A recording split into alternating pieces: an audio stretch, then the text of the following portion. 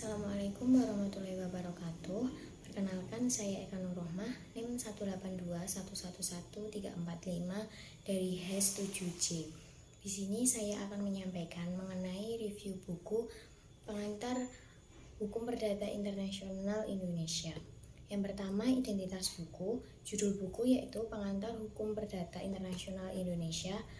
Kemudian penulis Profesor Dr. S. Gautama SH, penerbit Bina Cipta, cetakan Januari tahun 2019, tebal buku 323 halaman. Berikut buku yang saya review. Kemudian selanjutnya tentang buku Pengantar Hukum Perdata Internasional Indonesia yang ditulis oleh Profesor Dr. S. Gautama SH. Buku ini terdiri dari 13 bab yang setiap babnya terdapat beberapa subbab. Dalam beberapa bagian subbab penjelasannya cukup sedikit, akan tetapi justru mudah untuk dipahami karena tidak berbelit-belit.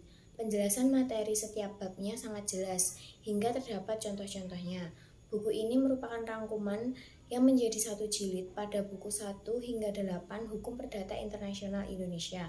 Referensi materi pada buku ini sebagian besar berasal dari buku-buku internasional. Buku ini memaparkan penjelasan terkait pengertian hukum antar tata hukum, titik-titik pertalian, prinsip kewarganegaraan dan prinsip domisili, penunjukan kembali, kualifikasi, ketertiban umum, penyelundupan hukum, pilihan umum, hak-hak yang telah diperoleh, persoalan pendahuluan, penyesuaian, timbal balik, dan pembalasan, serta pemakaian hukum asing. Selanjutnya, isi buku. Pada bab pertama yaitu pengertian hukum antar tata hukum. HPI adalah hukum perdata untuk hubungan internasional, bukan sumber-sumbernya yang internasional, tetapi hubungannya adalah internasional. Contohnya, seorang warga Indonesia berkontrak dengan orang asing. Seorang warga negara membeli dari negara lain. Dua orang warga negara mengatur jual beli tentang suatu pabrik yang diimpor dari luar negeri. Hattah dibagi dalam bagian intern dan ekstern. Hattah ini sebagai landasan yang dinamakan ilmu lingkungan kekuasaan hukum. Persoalan-persoalan di bidang HPI merupakan persoalan perdata sehari-hari biasa, tetapi khasnya bahwa ada unsur luar negeri yang turut ambil bagian. Letaknya suatu benda merupakan titik taut yang menemukan hukum yang harus dilakukan. Bab 2 mengenai titik-titik pertalian.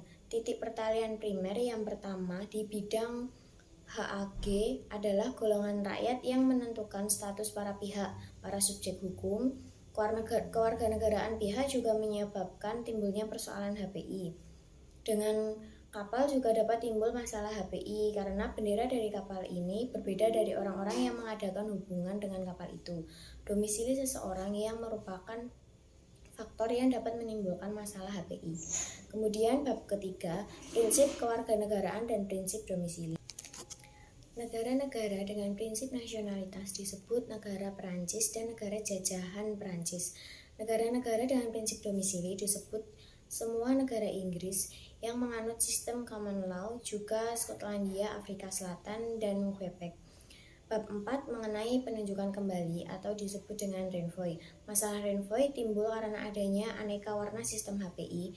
Renvoi mempunyai hubungan erat dengan kualifikasi. Contoh mengenai renvoi yaitu apabila untuk seorang Inggris berdomisili di Indonesia harus ditentukan apakah ia sudah dewasa atau belum. Maka menurut HPI Indonesia harus dipakai hukum Inggris. Selanjutnya bab 5 yaitu kualifikasi. Kualifikasi atau penyalinan dari fakta-fakta sehari-hari. Macam-macam kualifikasi yaitu kualifikasi menurut lex Fori yaitu menurut hukum hakim. Kualifikasi menurut lex causa yaitu hukum yang dipergunakan untuk menyelesaikan persoalan HPI bersangkutan.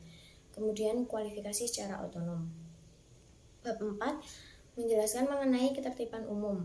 Lembaga ketertiban umum ini mempunyai sangkut paut yang erat dengan paham-paham asasi dan dasar-dasar HPI. Kaidah-kaidah yang dinamakan termasuk ketertiban umum intern, misalnya kaidah hukum perdata mengenai batas umur atau derajat kekeluargaan berkenaan dengan perkawinan. Kaidah ini dianggap intern karena hanya pertama-tama mengenai perseorangan pribadi dan bukan negara pada umumnya.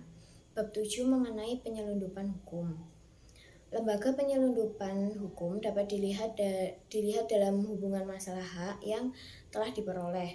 Nyatalah bahwa penyelundupan hukum bertentangan dengan hak-hak yang diperoleh karena pada penyelundupan hukum, kaidah-kaidah asing dikesampingkan dan hukum nasional dipergunakan.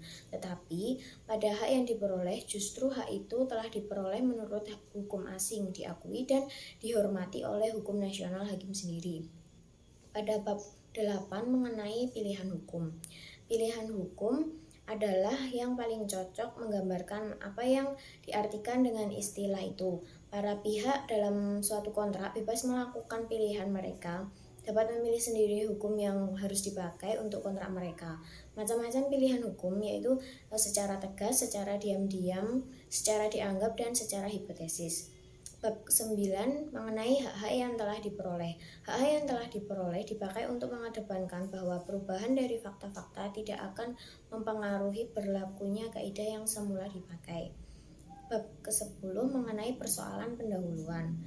Persoalan pendahuluan yaitu keputusan terakhir dari suatu persoalan HPI yang diajukan di hadapan hakim. Suatu negara tergantung dari pemecahan terlebih dahulu daripada suatu persoalan ini. Persoalan yang harus dipecahkan lebih dulu ini ditampilkan ke muka jika dalam suatu persoalan pokok yang diajukan di hadapan hakim telah menjadi pasti hukum. Manakah yang harus dipergunakan dan menyelesaikan persoalan ini? Bab 11 mengenai penyesuaian. Dalam suatu persoalan HPI, sang hakim telah menemukan hukum mana yang harus dipergunakan. Maka seringkali ia menemukan berbagai kesulitan jika hukum yang harus dipakai itu adalah hukum asing, yang isinya berbeda sekali daripada pengertian-pengertian hukum dalam sistem hukum nasional sang hakim sendiri. Bab ke-12 mengenai timbal balik dan pembalasan. Pengecualian terhadap pemakaian hukum asing ini terjadi antara lain dalam bentuk ketertiban umum, atau karena harus dilakukan penyesuaian. Sekarang kita ketemukan lagi pengecualian berikutnya, yakni pada dalam hal-hal tertentu yang diharapkan hanya jarang terjadi hukum asing tidak dapat dipergunakan karena tidak terpenuhi syarat timbal balik atau harus dilakukan pembalasan. Dalam suasana HPI, timbal balik bukan merupakan syarat mutlak. Timbal balik menghendaki terlebih dahulu pembuktian daripada adanya persamaan oleh negara asing yang bersangkutan, baru setelah itu diberikan persamaan. Bab 13 mengenai pemakaian hukum asing. Hukum asing dianggap sebagai suatu fakta, harus didalilkan dan dibuktikan dalam suatu perkara perdata. Hukum asing dianggap sebagai hukum yang oleh hakim harus dipergunakan secara karena jabatan. Hukum asing dimasukkan ke dalam hukum awak. Kemudian kesimpulan, dalam buku ini membahas mengenai hukum antar tata hukum, titik-titik perkalian, prinsip kewarganegaraan, dan prinsip domisili, penunjukan kembali atau disebut dengan renvoi, kualifikasi, ketertiban umum, penyelundupan hukum, pilihan hukum, hak-hak yang telah diperoleh, persoalan pendahuluan, penyesuaian, timbal balik, dan pembalasan, yang terakhir pemakaian hukum asing. Kelebihan dari buku ini diantaranya adalah bahasa yang digunakan sangat mudah untuk dipahami karena penulis menulis dengan bahasa Indonesia yang mulanya materi tersebut diambil dari referensi buku internasional. Dalam buku ini, dalam setiap akhir bab maupun subbab terdapat kesimpulan dari pengarang, sehingga kita dapat lebih memahami penjelasan dari buku ini. Buku ini merupakan rangkuman yang menjadi satu jilid pada buku 1 hingga 8 Hukum Perdata Internasional Indonesia. Referensi dari buku ini pun berasal dari buku-buku internasional. Kemudian kelemahan dari buku ini tidak terdapat bagian halaman mengenai biodata pengarang, sehingga kita tidak bisa mengetahui lebih dekat lagi dengan pengarang, yaitu Profesor Dr. S. Gautama SH. Dan dalam buku ini juga tidak terdapat halaman daftar pustaka.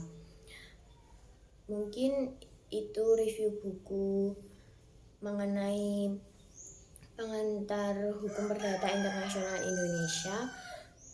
Sekian, wassalamualaikum warahmatullahi wabarakatuh.